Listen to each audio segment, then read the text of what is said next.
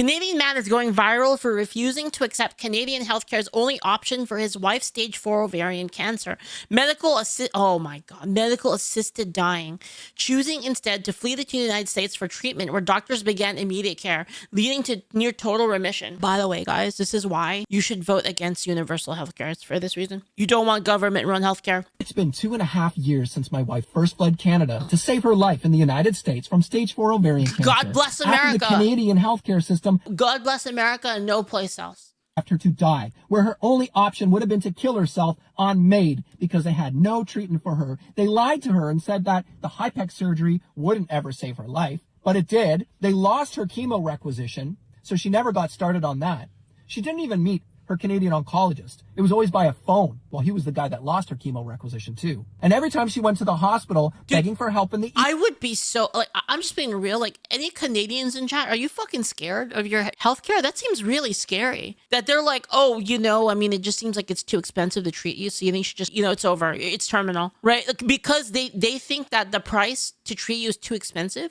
They've determined it's too expensive. So they just tell you it's terminal, right? Just to like make you shut up basically. And then just, you know, just get rid of you basically. Because it's just too expensive to like deal with you. So just let them die.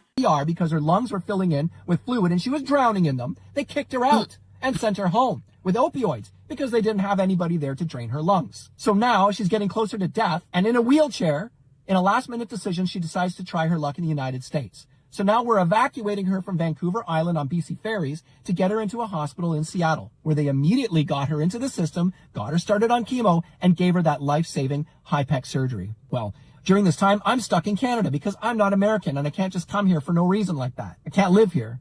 So my wife decides to come back to Canada to be with her family. And during that time, she has another medical emergency and finds herself again in a Canadian hospital, rotting and dying and nearly about to go septic. So again, I have to unplug her from the machines and evacuate her by car and ferry back to the Seattle hospital. And she's sick as a dog, puking bile this whole time. They get her into the hospital, and guess what? She is about to go septic, and they give her immediate surgery and save her life. Again! But comes back to Canada. And guess what? The cancer's coming back now. So again, she has to leave. Over and over, this pattern continued until... And this is the point, by the way. That's all money that is being spent in the Canadian healthcare system. So is that all of that was too expensive? It's like, might as well just kill her. Finally, we decided enough is enough, and we got me a green card. We had to get the help of a Congress lady who rushed the entire process, start to finish, and I got a green card in less than 3 months. That's probably the fastest... Yo, that's a real refugee situation, am I right, guys? That's a real refugee situation right there, because if you don't, they're gonna kill you. Anybody's ever gotten a green card, honestly. So here we are in Texas, and my wife continues to do really well getting state-of-the-art treatment. There's no MAiD here. I don't know though, man. Like, I don't know. Who you voting for, bro? Wait. You're here in Texas. Who you voting for, man? You gonna vote for some fucking leaf shit? Like, nobody talks about death. Wait a minute. In fact, last week, my wife was doing so well on chemo. Well, she's had already 2 recurrences, and she's going into a third remission. She's back squatting 175 pounds for 5 in the gym just last week. Does that sound like somebody who's ready to die, Canada? Does that sound like somebody who needs to kill themselves with MAiD? I am so grateful to be here in the United States. I am so grateful especially to be here. It would only be worth it if it was literally MAiDs. Like, you got suffocated by a MAiD titty. Then, like, you could maybe make an argument that it would be, like, worth it. Like, a bunch of, like, hot MAiDs, you know? Texas. I love Texas. There's Me too. State-of-the-art healthcare. There's no waiting. There's no bullshit. True. There's no death cult here. Just good care. I'm so, so grateful to the United States.